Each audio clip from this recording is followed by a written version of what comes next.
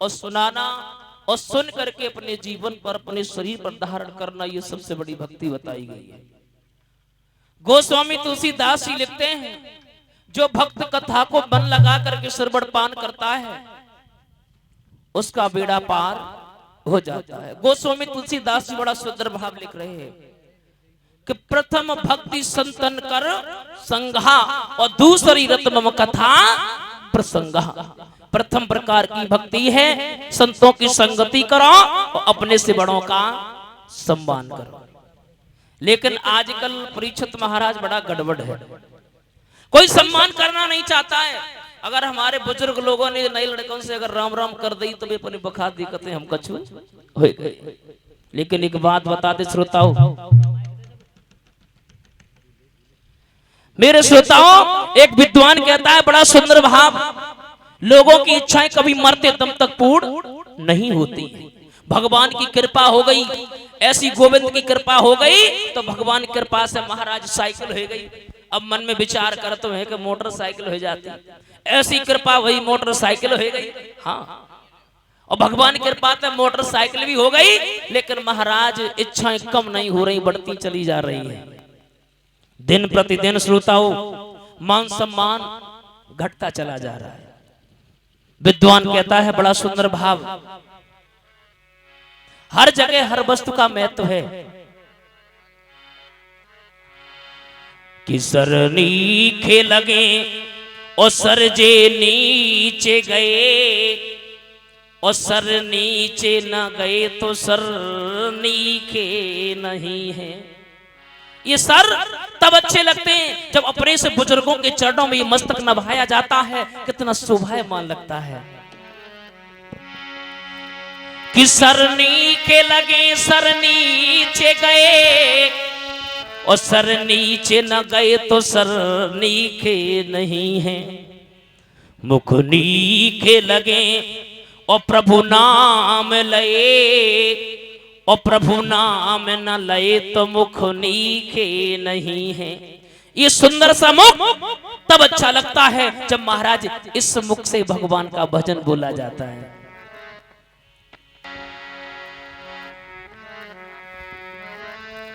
पग नीचे लगे और तीरथ के करे, और तीरथ न करे तो पग नीचे नहीं है। कि घर नीचे लगे, घर में जो घरनी न घरे तो घर नीचे नहीं है। घरनी का मतलब होता है जिस घर में सुशील देवियां होती हैं, सुशील माताएं होती हैं, जो सुशील विचार वाली होती है, वो घर एक स्वर्ग का अड्डा बन जाता है। विद्वान कहता है कि घरनी के लगे घरों में जो घरनी,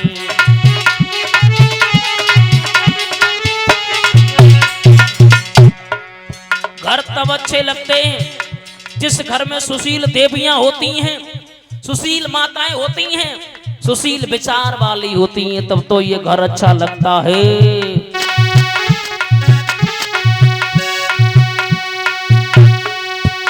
घरनी के लगे घरों में जो घरनी,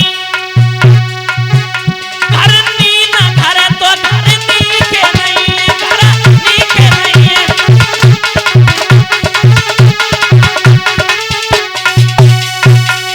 कि घरनी के लगे और घर में जो घरनी, और घरनी न घरे तो घर नीचे नहीं है। घर तब अच्छा लगता है जिस घर में सुशील देवियां होती हैं। माफ करना श्रोताओं, पिता तुल बुजुर्ग बैठे हुए हैं, जो घर की जो धर्म पत्नी है वो घर की नाक और इज्जत होती है। पत्नी चाहे तो पति को सिंहासन पर बैठा सकती है, और पत्नी चाहे तो जहां पर आप बैठे वहां पर बैठने योग्य ना रहे। मेरी कथा के प्रेमी सज्जनों, जब भगवान श्री कृष्ण इस पवित्र भूमि से 125 वर्ष की अवस्था छोड़ करके जब चले हैं, तो उसी समय उद्धव जी ने हाथ जोड़ करके प्रश्न कर दिया, प्रभु हे दीन बंधु भगवान, आप जब यहां से चले जाओगे तो यहां पर कलयुग वास करेगा। जब यहां पर आएगा, यहां पर कलयुग वास करेगा, तो उसी समय भगवान श्री कृष्ण जी ने कहा, हे उद्धव बिल्कुल चिंता मत करो, इस पवित्र भूमि पर हम ऐसा ग्रंथ छोड़ करके जाएंगे, ऐसा प्राण छोड़ करके जाएंगे जो लोग कथा का श्रवण पान करेंगे और पान करके अपने ऊपर धारण करेंगे, वहां पर कलयुग वास करने वाला नहीं है। जवाब दिया, प्रभु वो कौन सा प्राण है, उस प्राण के बारे में हमें भी तो बताओ। जवाब दिया, वो है श्रीमद् भागवत महापुराण। बोलिए श्रीमद् भागवत महापुराण की। मेरे श्रोताओं, सभी पुराणों को पुराण कहा गया, लेकिन श्रीमद् भागवत महापुराण को महापुराण ही क्यों कहा गया? क्योंकि महाराज एक विद्वान कहता है कि एक कल्प वृक्ष के नीचे बैठने से लोगों की गरीबी दूर होती है। विद्वान कहता है कि एक कल्प वृक्ष के नीचे बैठने से लोगों की गरीबी दूर होती है, गंगा में स्नान करने से लोगों के पाप धुल जाते हैं, मगर श्रीमद् भागवत महापुराण की ऐसी कथा है जो लोग श्रवण पान करते हैं, उनके जन्म और जन्मांतरों की पाप नष्ट कर देते हैं, पुण्योदय कर देते हैं। मेरे श्रोताओं, श्रीमद् भागवत महापुराण क्या है? श्री में होता है लक्ष्मी। एक बात और बताते श्रोताओं, लक्ष्मी को पाकर को जब लक्ष्मी अधिक हो जाती है तो ऑटोमेटिक घमंड आ जाता है। पैसा जब ज्यादा होएगा तो घमंड ऑटोमेटिक आ जाता है, और जब घमंड आता है, श्री मीस होता है लक्ष्मी, मद मीस होता है अहंकार। लक्ष्मी को पाकर के जिन लोगों को घमंड हो जाता है, आगे आया है महाराज बहा कि भाके उचारे ते यमराज भयभीत होत भूत प्रेत भाजत सुनो भागवत की वाणी को। पहली बात तो भूत प्रेत बाल बाधाएं कभी आती नहीं है, आती हैं तो क्यों? अपना उद्धार पाने के लिए। कि भाके उचारे ते यमराज भयभीत होत भूत प्रेत भाजत सुनो भागवत की वाणी को। आगे आया है गा कि गा से गुना कि गा से गुमानन के घमंड को मिटाई दे। तो जो लोग यहाँ पर कथा सुनने के लिए आते हैं, घमंड से नहीं आए। श्रीमद् भागवत महापुराण की कथा कहती है जो लोग घमंड से आते हैं, क्रोध से आते हैं, एक विद्वान कहता है उसके भी कुछ नियम होते हैं।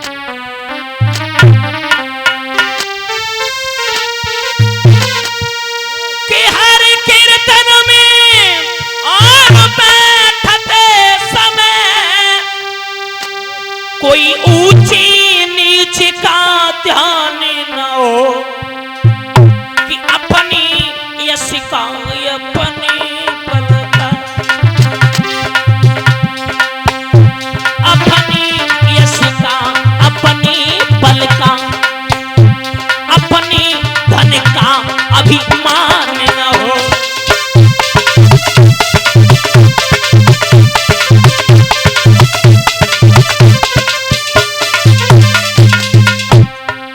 महाराज कभी घमंड नहीं होना चाहिए, अपने यश का अपने बल का। जिसने अपने शरीर का घमंड किया, ऐसा रोग लगा दिया, शरीर हीन कर दिया। जिसने पैसे का घमंड किया, ऐसी बाल बाधाएं लगा दी, महाराज पैसे से बिल्कुल हीन कर दिया। विद्वान कहता है कभी सर्दी कभी गर्मी, ये कुदरत के नजारे हैं, प्यासे तो वो भी रह जाते जो दरियाए के।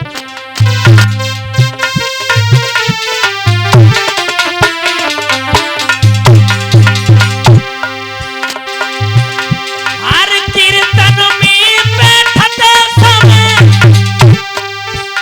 कोई ऊंची नीच का ध्यान न हो, अपने यश का अपने बल का, अपने धन का अभिमान न हो।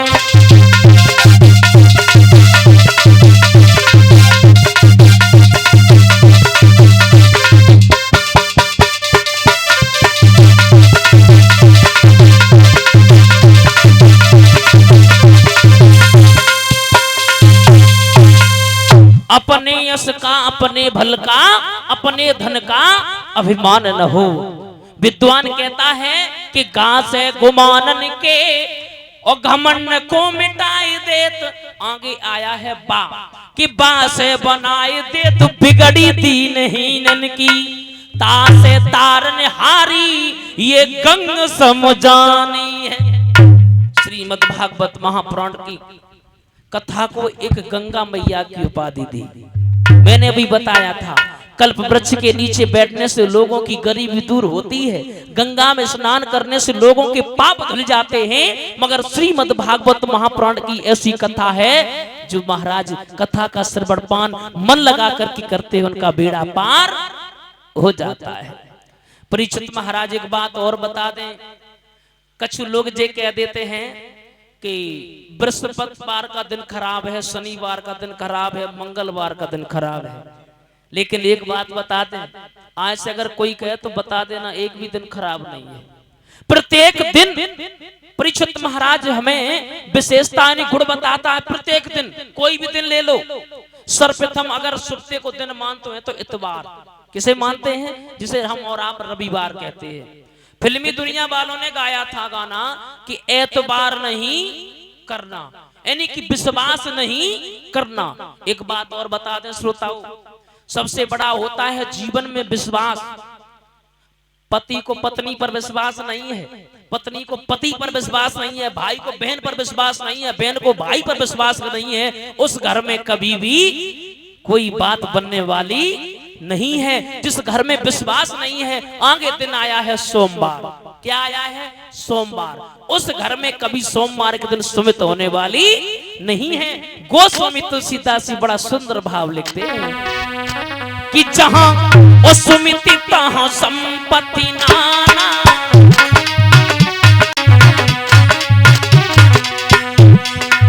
जहां सुमित तहां संपत्ति नाना। जिस घर में सुमित होती है, पति पत्नी में प्रेम होता है, भाई भाई में प्रेम होता है, बुजुर्गों में प्रेम होता है, वो घर एक स्वर्ग का अड्डा बन जाता है।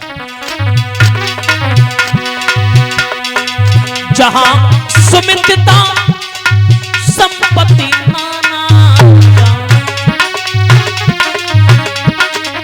और जहां कुमितता विपत्ति निधाना।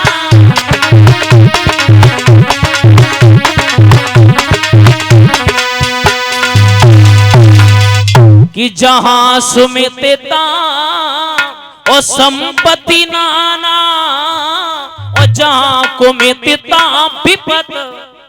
मेरे श्रोताओं, सोमवार के दिन उस घर में सुमित होने वाली नहीं है, और जिस घर में सुमित नहीं होगी, आगे दिन आया है मंगलवार, उसके घर में कभी मंगलाचार होने वाले नहीं है। और जिसके घर में भगवान की कथा नहीं होगी, भगवान का गुणानुवाद नहीं होगा, आगे दिन आया है बुधवार, उसकी बुद्धि बिल्कुल सही रहे ही ना है।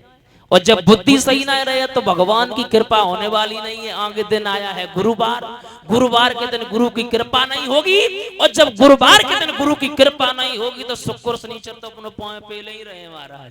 बता, एक बात और बता दें, जिस घर में मदरा का पान होता है, जिस घर में मदरा का पान होता है, उस घर में कभी सुमित होने वाली नहीं है। उस घर में प्रत्येक दिन कलह होगा, लड़ाई होगी, झगड़ा होगा प्रत्येक दिन, क्योंकि दारू और बुद्धि में बैर होता है। दारू अंदर और बुद्धि बाहर। जब दारू पी रहे हो तो कहाँ तो भगवान को भजन है, तो नेताजी 24 घंटा सवार रहे हैं। हाँ। मेरा कहने का मतलब है, जिस घर में विश्वास है, भाई भाई पर विश्वास है, आगे दिन आया है सोमवार, उस घर में सुमित होगी। और जिस घर में सुमित होगी, आगे दिन आया है मंगलवार, उसके घर में मंगलाचार होंगे। और जिसके घर में मंगलाचार होंगे तो महाराज जब बुद्धि सही रहे, और जब बुद्धि सही रहे तो महाराज गुरु की कृपा होगी, भगवान की कृपा होगी। और जब भगवान की कृपा होगी तब ये शुभ अवसर मिलेगा श्रीमद् भागवत कराने का और सुनने का। बोलिए श्रीमद् भागवत महापुराण की। मेरे श्रोताओं, श्रीमद् भागवत महापुराण की कथा हमें बहुत अच्छी शिक्षा देती है। आप 9 दिन तक कथा का श्रवण पान करना। हम आज आपको बता रहे हैं, प्रत्येक कथा अपने शरीर पर है। प्रत्येक कथा सब लोग जानते हैं, जो इस पवित्र भूमि पर आया उसे एक न एक दिन जाना है। जब जानो ही जानो है तो ऐठे काई को मरे जाते हो। सब दुनिया कमाई पे लगी है। एक बात और बता दें, धन एक साधन है, साथ नहीं है। धन से आप भोजन खरीद सकते हैं, लेकिन भूख नहीं खरीद सकते। धन से आप चारपाई खरीद सकते हो लेकिन नींद नहीं खरीद सकते। मेरा कहने का मतलब एक विद्वान कहता है, बड़ा सुंदर भाव लिख रहा है कि चेत रे गुमानी रे जग में और जन्म ना मिले रे माया, रे माया, रे माया संग ना चले, माया संग ना चले रे भैया, संग ना चले।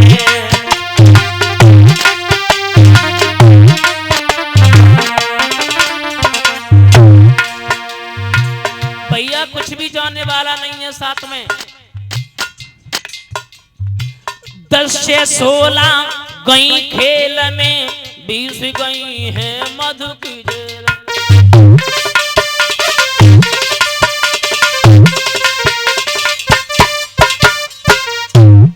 10 से 16 तो दद्दा खेल ही में चली जाती है। हाँ 10 से 16 तो खेल में चली गई और जैसे ही 20 में पहुंचे सोई अहंकार कई जवानी चकाचक आई। और जब जवानी आई तो जवानी में को समझो ही ना है, को है कोई मतलब ही ना है। 10 से 16 गई खेल में, 20 गई है मधु की जेल। और 40 भाई तिरिया संग खेले, 40 भाई तिरिया संग खेले और 55 हाथ मलेर का, रे माया, रे माया संग ना चले, माया संग ना चले रे भैया, संग ना चले।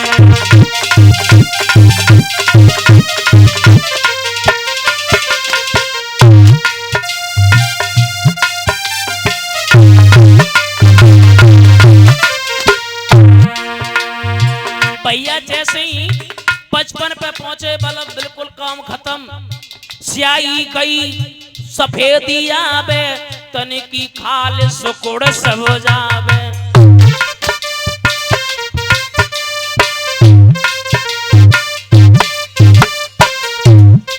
महाराज एक बात और बता दें, जैसे ही जवानी चली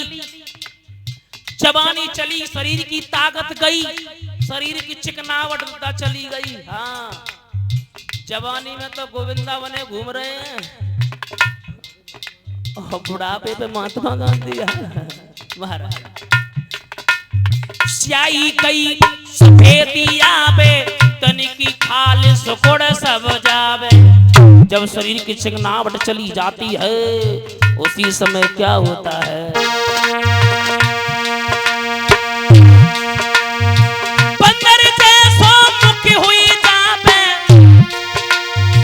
बंदर जैसो मुख हुई जावे, जटक मगनार हिले रे माया संग ना चले, माया संग ना चले रे भैया, संग ना चले।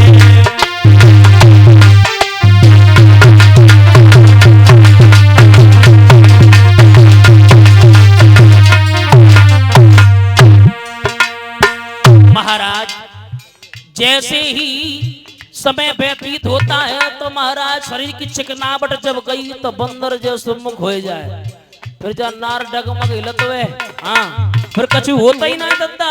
मन में विचार हुआ तो है बहू बाजरा की रोटी और दूध में मिसवाए के लिया, बोले दांत मेरे काम ना है करते हैं। एक विद्वान और कहता है बुढ़ापे पे बड़ा नाती पंती बड़े मतलब प्यारे होते हैं। क्यों करता है मेरा मेरा रे मन मूर्ख कोई न तेरा,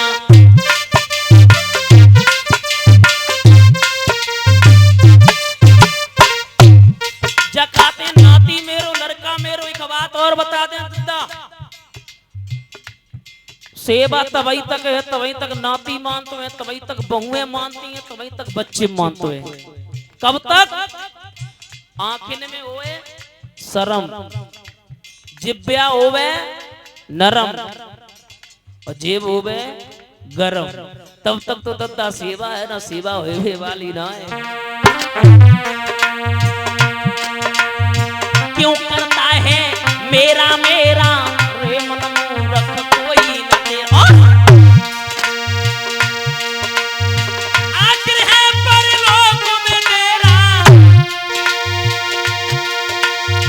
आखिर है परलोक में तेरा। और कहते कबीर हरे रे माया संग ना चले, माया संग ना चले रे भैया संग ना चले।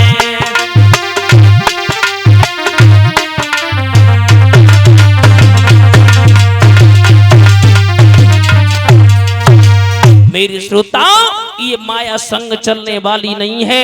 विचार करके देखो, पैदा किसी और ने किया, पाला किसी और ने। मेरा कहने का मतलब है, इस पवित्र भूमि पर आए हो तो बस भगवान का गुणगान करते चलो।